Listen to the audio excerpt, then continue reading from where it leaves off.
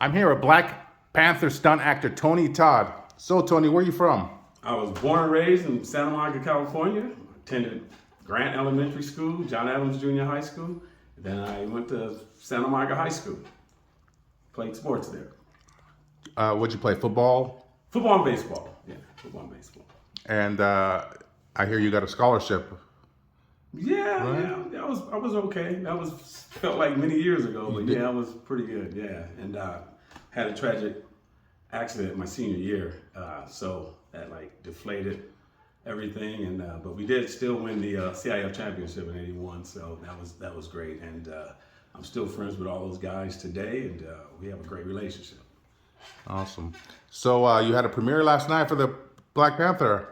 Oh yeah, it was awesome. Yeah, I went to the premiere and I invited my buddy Vincent Sanders, who's another childhood friend of mine, and we went to the premiere. And he's the only guy I would take because he's been collecting comic books since we were probably 6, 7 years old. So he drove down from Las Vegas, and we went to the premiere, came home, and had a great time.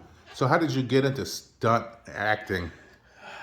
Okay. Or acting for that matter? Oh, bottom line, I was coming back with a friend from a trip, and we drove by Marine Park where we used to play Pony League and Colt League. And on the field, I saw there was like 250 guys out there on the field. And so I got out the car to see what was going on. I walked over there, and they told me they were casting a baseball movie called Little Big League. This was 1994.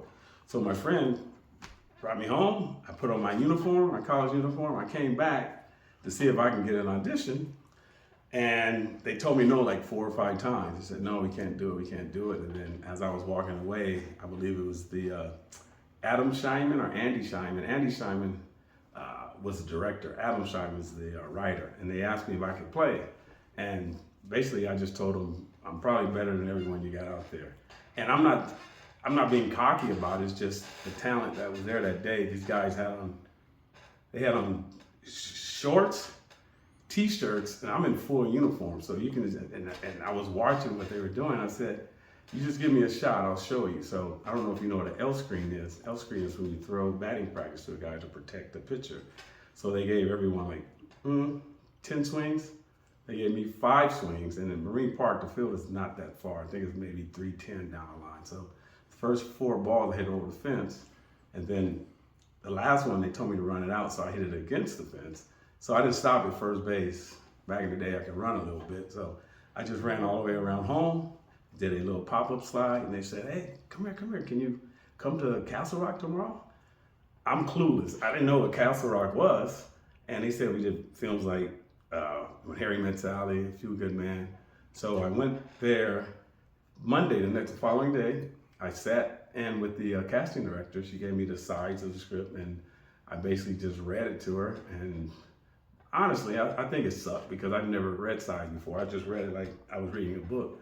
So she told me to take it home, which I did, go over it. Took it home, I called my buddy who's an actor, and him and I went over it. Came back the next day, she says, oh, that's like 100% better. Can you come back tomorrow? So I go back the next day. She's like, oh, this is great. I have to introduce you to the executive producer, 𝗦𝗧𝗔𝗥. So I go meet him, and he said, hey, whatever you're doing, keep doing it. So I come back the following day for the studio people. So I was reading, and then they told me to just stop reading when I got to like page 3. I think I had 6 pages of dialogue. And they asked me if I ever been to Minnesota, and I said, nope, never been to Minnesota, but I know Kirby Puckett's there. And they just say, hey, all right, you got the part as Mickey Scales, and you'll be leaving soon. So that's how I got into acting. So how did you transition from stunts to acting? It's just believing in myself and treating people to the way, I want to be treated. No one's above common courtesy. So I was at a friend's house, and my friend, 𝗦𝗧𝗔𝗥, who's the first AD director, now she's a full-blown director. But at the time, she was the first AD director on Black Panther. So she sends me a text. She's like, is this still you, Tony Todd? And I was like, oh yeah, of course. So I send her a photo of myself and Ronald McDonald. And she's like, hey, stop playing. I just want to know if you want to work on my film, Marvel's Black Panther, as a stunt actor for like 3 to 4 months work. And I was like, yeah, that'd be awesome. So she said, okay, someone will be calling you within the hour. I hang the phone up. Literally, someone called me in like 2 minutes and said I had a first class flight to Atlanta at 6 p.m. same day. So I left my friend's house and I had to come back here and get all my things in order. And I left to go to Atlanta for 3.5 months, and I came home, and now I'm hooked. Yeah, so thank you, 𝗦𝗧𝗔𝗥. So during that filming of the Black Panther, did you, as a stuntman, did you suffer any injuries or? Well, yeah, Lisa didn't tell me that we had to go to like three-week boot camp. We had to go like a 3-week boot camp, and I mean, it was very intense, 6 a.m.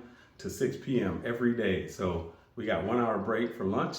I mean, we're doing push-ups, sit-ups, sprints, flips, we're doing everything. And, you know, as you know, I was one of the older stunt guys, and the majority of these guys are in their 20s, and, I'm part of the ARP club a little bit, but it's okay.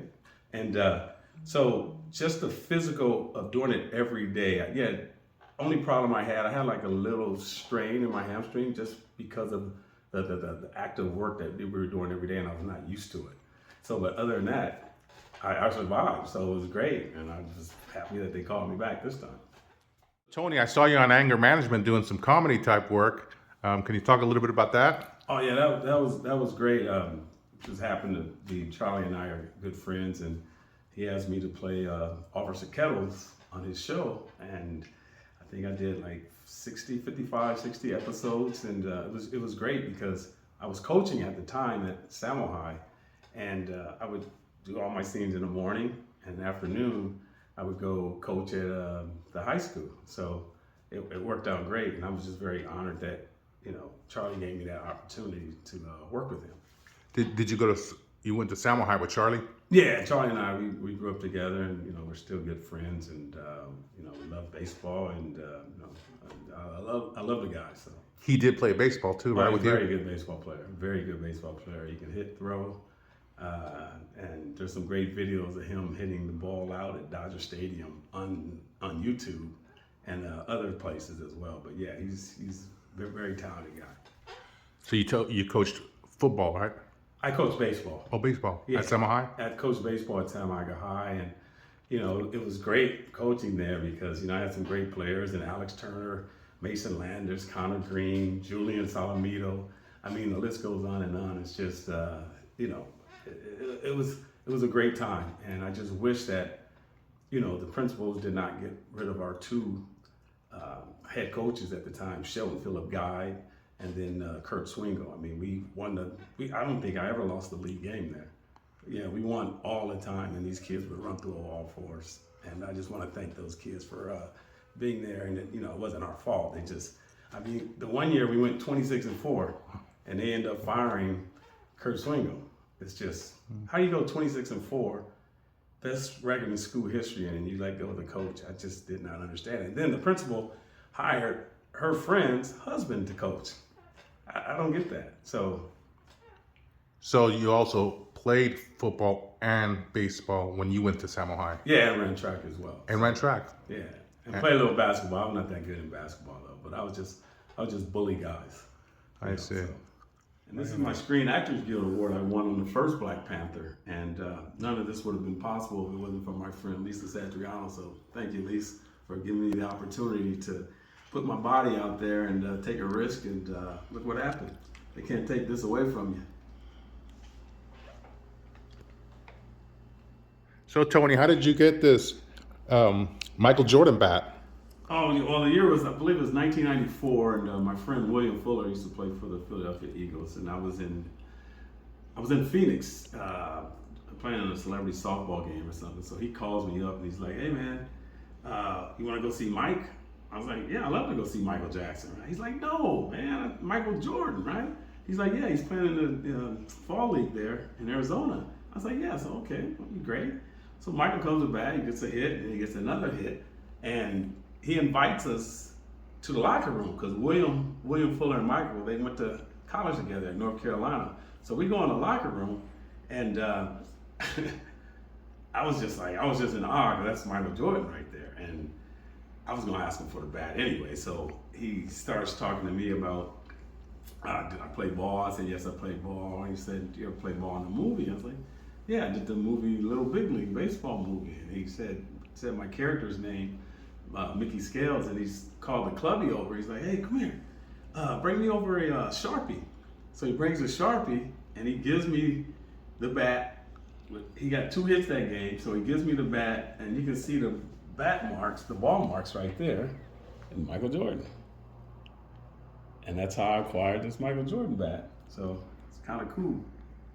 This is the official Black Panther poster, and I just stuck myself in there, a few of them there. I'm on that poster right there, and I'm here, and it was just great working on this movie. And like I said again, 𝗦𝗧𝗔𝗏, thank you for the opportunity. Really appreciate it.